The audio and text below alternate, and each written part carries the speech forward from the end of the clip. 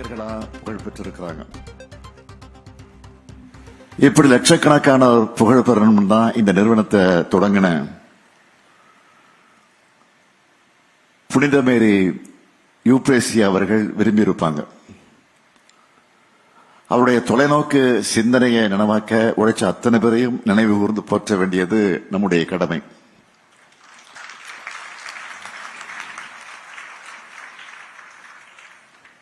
கல்வியை பற்றி புனித மேரி யூப்ரேசியா அவர்கள் என்ன சொன்னார்னா, கல்வி என்பது மனித ஆளுமையில் உளவியல் ரீதியாகவும் உடல் ரீதியாகவும் அறிவு ரீதியாகவும் அழகியல் ரீதியாகவும் ஆன்மீக ரீதியாகவும் சிறந்த அனைத்தையும் வளர்ப்பதுன்னு சொன்னார். அதாவது பாட புத்தகங்களை கடந்து பண்பாட்டை வளர்க்கும் கல்வியை வடிவமைச்சாங்க. அதனாலதான் அறிவுத்தாகம், இரக்கம் மற்றும் தைரியம், பொறுப்பான குடியுரிமை, பாதுகாப்பு மற்றும் நல்வாழ்வு, பங்கேற்பு மற்றும் ஜனநாயகம், வேற்றுமையில் ஒற்றுமை ஆகிய கொள்கைகள் கொண்டவங்களா மாணவர்களை உருவாக்க வேண்டும் என்று கட்டளையிட்டார். அந்த கட்டளையை ஏற்று பசுமையான இந்த பள்ளி வளாகத்தில் கல்வியோட பன்முக திறமைகளையும் கற்றுத்தந்து ஏராளமான திறமைசாலிகளை உருவாக்கி இருக்கீங்க. கல்வி பணிகளை கடந்து சமூக சேவைகளிலும் ஈடுபட்டு சமுதாயத்தில் புறக்கணிக்கப்பட்ட கல்வி, மறுக்கப்பட்ட கல்வி, கற்க இயலாத பெண்களுக்கு கல்வியையும் வாழ்வாதாரத்தையும் வழங்க மரிய நோம் மொட்டுக்கள் இல்லம், நடுத்தர விளிம்பு நிலை பெண்களுக்கான பாதுகாப்பான தங்குமிடம் வழங்கக்கூடிய ரோஷன் நிபாஸ்னு சமூக சேவை நிறுவனங்களையும் நடத்திட்டு வர்றதுக்கு என்னுடைய வாழ்த்துக்கள். இங்கே மாணவர்கள் இருக்கீங்க. ஒரு காலத்தில் கல்வி என்பது நமக்கு மறுக்கப்பட்ட ஒன்று. ஏராளமான போராட்டங்களுக்கு பிறகுதான் கல்வி கதவுகள் நமக்கு திறக்கப்பட்டுச்சு. இன்னமும் கல்விக்காக போராடும் மக்கள் இருக்காங்க. கல்வியை ஊக்குவிக்க வேண்டும் என்பதற்காகத்தான் காலை உணவு திட்டம், நான் முதல்வன், புதுமை பெண், தமிழ் புதல்வன் நிறைய திட்டங்களை செயல்படுத்திக்கிட்டு இருக்கோம். இப்போ கூட பள்ளி மாணவர்களுக்காக சிறப்பு பேருந்துகளை தொடங்கி இருக்கிறோம். நம்ம எல்லா தரப்புக்கும் இத்தனை திட்டங்களை தொடங்கி எல்லாருக்கும் எல்லாரும் செயல்படுறோம். ஆனா இந்திய அளவில் பல மாநிலங்களில் வெறுப்புணர்வு தூண்டப்படுது. அதுக்கு அரசே துணை போகுது. இதுவரை இல்லாத அளவுக்கு இந்தியாவில் சிறுபான்மையினர் நெருக்கடிக்கு ஆளாகியிருக்காங்க. இதெல்லாம் நிரந்தரம் அல்ல. இந்தியாவோட மத நல்லிணக்கத்தை கெடுக்க நினைக்கிற சக்தியோட கோட்டம் ரொம்ப நாள் நீடிக்காது. சாதி மத பிரிவினை பார்க்காம எல்லோரையும் சமமா நடத்துற பண்பை ஸ்கூல்ல நீங்க வளர்த்துக்கணும். தும்பை விட்டு விட்டு வாழை பிடிக்க கூடாதுன்னு சொல்லுவாங்க.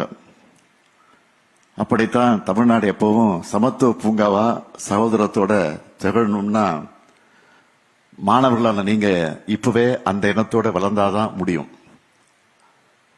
அதனாலதான் ஸ்கூல் நிகழ்ச்சியில கூட அரசியலும் அட்வைஸும் பேச வேண்டியதா இருக்கு. சமூக படிப்பில பலருக்கும் எல்லா வாய்ப்புகளும் கிடைக்கிறது இல்ல. வாய்ப்பு கிடைக்கிறவங்க அதனால வரக்கூடிய திறமைய வாய்ப்பு இல்லாதவங்களுக்கு கொண்டு சேர்க்கணும். இதுதான் புனித மேரி யூப்ரேசியா போன்றவர்கள் ஆற்றின தொண்டு. இன்னைக்கு நம்ம பள்ளியில படிக்கிற நீங்க அடுத்து பட்டப்படிப்பு, ஆராய்ச்சி படிப்புன்னு படிச்சு முன்னேறணும். இன்னைக்கு சயின்ஸ் எவ்வளவோ வளர்ந்துருச்சு. உங்களுக்கு தேவையான அறிவை பெற நிறைய ஆப்ஷன்ஸ் இருக்கு. அதுல இப்போ ஏஐயோட வளர்ச்சி புது புரட்சியை உண்டாக்கிட்டு இருக்கு. அதுக்காக எல்லாத்துக்கும் ஏஐ இருக்கு, நாம எதுக்குன்னு படிக்கணும்னு நினைச்சிடாதீங்க. எந்த கண்டுபிடிப்பையும் நீங்க உங்க வளர்ச்சிக்காகத்தான் பயன்படுத்தி இருக்கணுமே தவிர அது உங்களுடைய சிந்தனையை சிதைக்க அனுமதிக்க கூடாது.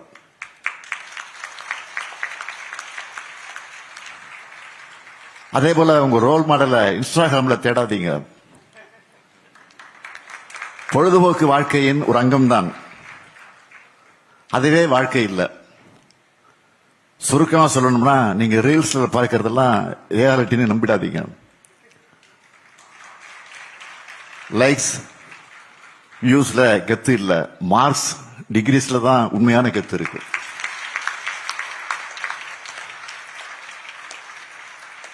படிக்கிறதோட நல்ல விளையாடுங்க, உடல்நலையும் பார்த்துக்க வேண்டும். டீச்சர்ஸும் இன்னைக்கு இருக்கக்கூடிய பசங்களுக்கு எந்த மாதிரி அப்கிரேட் ஆகணும், பேரண்ட்ஸும் நம்ம பசங்க என்ன நினைக்கிறாங்கன்னு காது கொடுத்து கேளுங்க, மனசை விட்டு பேசுங்க. அவங்களுக்கு ஒரு பிரச்சனை பயப்படாம நம்ம கிட்ட தைரியமா ஷேர் பண்ணணும். அந்த நம்பிக்கையை அவங்களுக்கு நீங்க கொடுக்கணும். பசங்க கிட்ட உங்க பெஸ்ட் ஃப்ரெண்ட் யாருன்னு கேட்டா எங்க அப்பா அம்மான்னு சொல்லணும். அப்படி பழகுங்க. கல்வி, நண்பர்கள், சூழல் இதுதான் பசங்களுடைய எதிர்காலத்தை தீர்மானிக்கும்.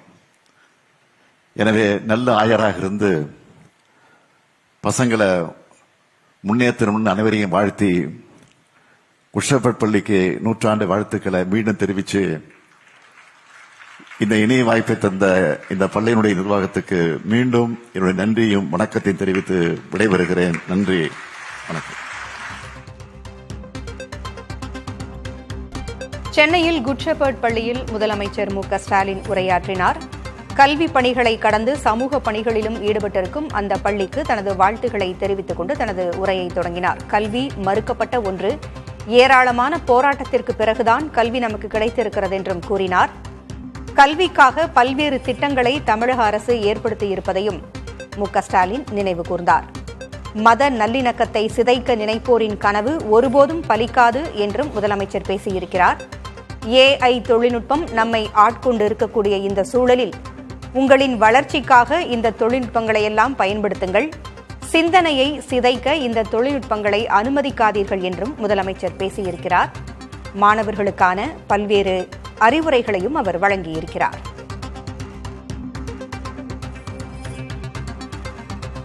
தங்களுக்கான ரோல் மாடல்களை இன்ஸ்டாவில் தேட வேண்டாம் என்றும் முதலமைச்சர் மாணவர்களிடமும் பேசியிருக்கிறார். எல்லோருக்கும் எல்லோருமாய் செயல்படுகிறது திமுக ஆட்சி என்று முதலமைச்சர் மாணவர்களிடம் பேசியிருக்கிறார். மாணவர்களிடம் மனம் விட்டு பேசுங்கள் என்று ஆசிரியர்களுக்கு அறிவுரை கூறியிருக்கிறார். அதேபோல மாணவர்களது மிகச்சிறந்த நண்பர்கள் பெற்றோர்கள்தான் என்றும் மாணவர்களிடம் பேசியிருக்கிறார்.